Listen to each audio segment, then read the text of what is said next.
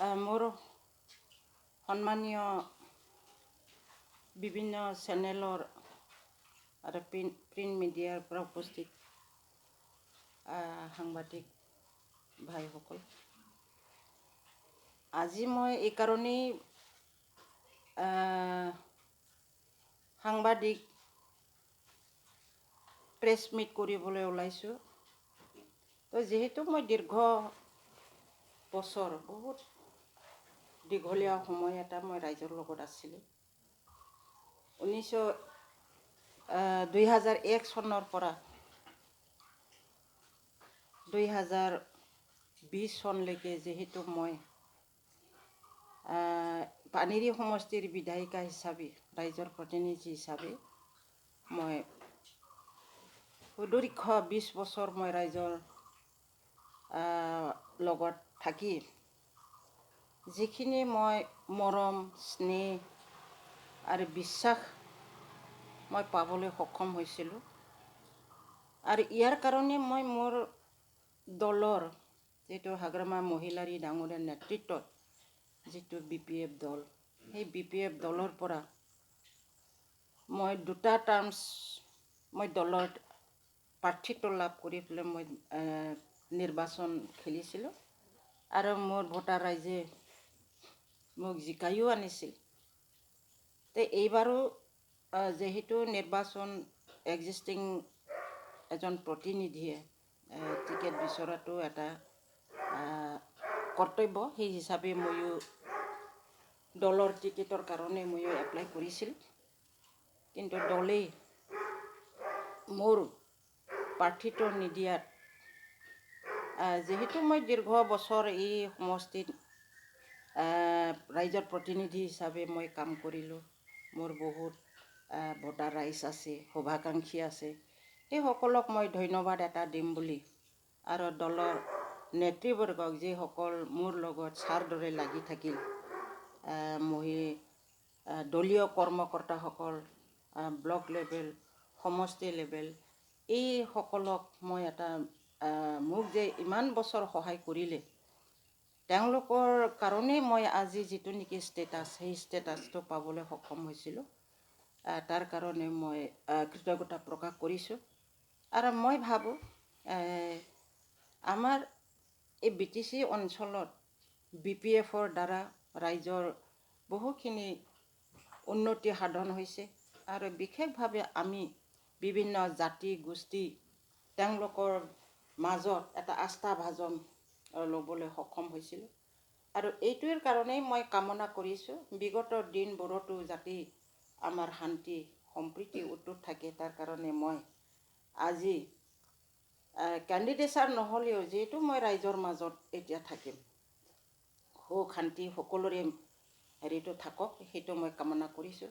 আৰু মই চিৰকৃতজ্ঞ হ'ম, মোৰ দলৰ হৈ ৰম, মই দলৰ BPF দলৰ প্ৰতি আনুগত্য মোৰ আছে। মোক এইখিনি ষ্টেটাছলৈকে অনাৰ কাৰণে মাননীয় হাগ্ৰামা মহিলাৰীকো মই ধন্যবাদ দিছোঁ আৰু কৃতজ্ঞতা প্ৰকাশ কৰিছোঁ। তাৰোপৰি যিহেতু 20 বছৰৰ পৰা মই মিডিয়াৰ মোৰ ভাইসকলক মই পাই আহিছোঁ, তেওঁলোকক মই মিডিয়া পাৰ্চন বুলি মই লোৱা নাছিলোঁ। আপোনালোকক যিহেতু মই ঘৰৰে এটা ফেমিলি বুলি জ্ঞান কৰিছিলোঁ। তাত কেতিয়াবা মই মিডিয়াৰ যিসকল সাংবাদিক ভাইসকল আছে, কেতিয়াবা মই হয়তো তিতা কেহা কথাও শুনাইছিলোঁ আৰু কেতিয়াবা মই কিছুমান এডভাইচ বুলি নহয়, মই পৰামৰ্শবিলাক কিছু আগবঢ়াইছিলোঁ যে সঠিক বাৰ্তাটো দিবলৈ ভয় খাব নালাগে আৰু যিটো সঁচা তাত কম্প্ৰমাইজত আহিব নালাগে, এই কথাবিলাক মই মিডিয়াৰ ভাইসকলক মই কৈছিলোঁ। তো সেই হিচাপে মোৰ যিহেতু আপোনালোক মোৰ লগত সুদীৰ্ঘ 20 বছৰ সময় ভাল বেয়া নিউজবিলাক বাতৰি পৰিৱেশন কৰি আহিছিল। মোৰ প্ৰায় কাৰ্যসূচীবিলাকত মিডিয়াৰ ভাইসকল বিভিন্ন চেনেলত কাকতৰ যিসকল সাংবাদিক আছে, তেওঁলোকে মোৰ এটা ঘৰুৱা ৰিলেশ্যনশ্বিপ সেনেকৈ গঢ় লৈ উঠিছিল। সেয়ে মই কিন্তু সাংবাদিকসকলৰ কাৰণে একো কৰিব নোৱাৰিলোঁ, কাৰণ যিখিনি মই কৰণীয় আছিল, এটা কথাত ক'ব গ'লে প্ৰেছ ক্লাব সেই প্ৰেছ ক্লাবটো মই বনাই দিয়াৰ এটা সপোন আছিল মোৰ, সেইটো মোৰ থাকিল। কাৰণ টংলা প্ৰেছ ক্লাব বুলি মই ইতিমধ্যে ভানো দিছিলোঁ, কিন্তু তেওঁলোকৰ মাটি নথকাৰ কাৰণেই এইটো কাৰ্যকৰী নহ'ল। এই হিচাপে মই ভাবোঁ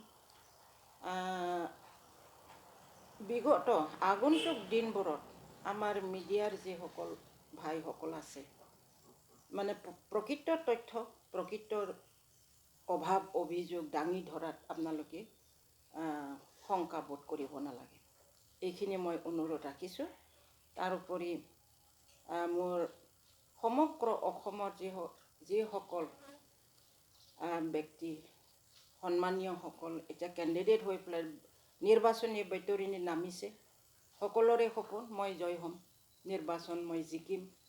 সকলো দলৰে সেইটো কামনা, সকলো দলৰে সেইটো কেণ্ডিডেটসকল বা নিৰ্দলীয় সকলেও জিকাৰ এটা সপোন লৈ নিৰ্বাচনত নামি, সেই হিচাপে মই তেওঁলোকক সকলোকে অসমৰ সকলো প্ৰাৰ্থীসকলক মোৰ শুভকামনা মই যাচিছোঁ। তাৰোপৰি মোৰ ভোটাৰ ৰাইজ, মোক যিসকলে ভাল পাইছিল, দলৰে হওক বা সাধাৰণ ভোটাৰ আৰু বিভিন্ন মানে ইণ্টেলেকচুৱেলসকল, জ্যেষ্ঠসকল মোৰ লগত সদায়ে আছে, সেইসকলক মই চিৰকৃতজ্ঞ আৰু নমস্কাৰ দিছোঁ। আৰু মই আহ্বান দিছোঁ, যিহেতু আঞ্চলিক দলক আমাক লাগে, এই হিচাপে মই টিকেট নাপালেও আঞ্চলিক দলৰ পৰা আমাৰ কৰুণাকান্ত স্বৰ্গীয়াৰী ডাঙৰীয়াক দলে প্ৰাৰ্থিত্ব দিছে, আৰু তেখেতক জিকাই লৈ যোৱাৰ যিটো নেকি কাম, সেই কামটো আমাৰ দলে সঁচা অৰ্থত শ্ৰমদান কৰি বুদ্ধি কৌশল খটুৱাই তেখেতক জিকাই অনাৰ দায়িত্ব তেওঁলোকে লওক, এইটোৱে মই কামনা কৰিছোঁ। আৰু সমগ্ৰ সমষ্টিবাসী ৰাইজক আকৌবাৰ কৃতজ্ঞতা জনাই, মোৰ লগত যিটো দীৰ্ঘদিন তেওঁলোক আছিল, মই নাথাকিলেও তেওঁলোকে মোৰ দলক যাতে সদায় সহায় কৰি যাব, এইটোৱে কামনা কৰি মোৰ ক'বলগীয়াখিনি, মনৰ কথাখিনি মই ক'লোঁ। খালি এইখিনিত মই এটা কথা উনুকিয়াব বিচাৰিছোঁ, মানে ভুল হয়তো নহ'ব ক'লে, যিদিনাখন ডিক্লাৰ দিছিল সেইদিনাখন মোৰ কাৰণে এটা বিশেষ দিন আছিল। সেইটো আছিলে 8 মাৰ্চ, সকলোৱে জানে, ইণ্টাৰনেশ্যনেল উইমেন ডে সেইদিনাখন। তো সেইদিনাখন এজন নাৰী হিচাপে, মই MLA-টো বাদ দিলে মই নাৰী হিচাপে মই সেইদিনাখন এই পুৰস্কাৰটো মই কামনা কৰা নাছিলোঁ। সেইটোৱে মোৰ মানে জীৱনত এটা আফচোচ থাকি গ'ল পলিটিকেল লাইফত। 7 তাৰিখে ডিক্লাৰ দিলেও মই মানে এই আফচোচটো নাথাকিলহেঁতেন, 9 তাৰিখে ডিক্লাৰ দিলেও মোৰ আফচোচ নাথাকিলহেঁতেন, কিন্তু নাৰী বৰ্ষৰ দিনা মোক এটা যোগ্য পুৰস্কাৰ যে দিলে, সেইটোৱে মোৰ জীৱনত এটা আফচোচ থাকি গ'ল।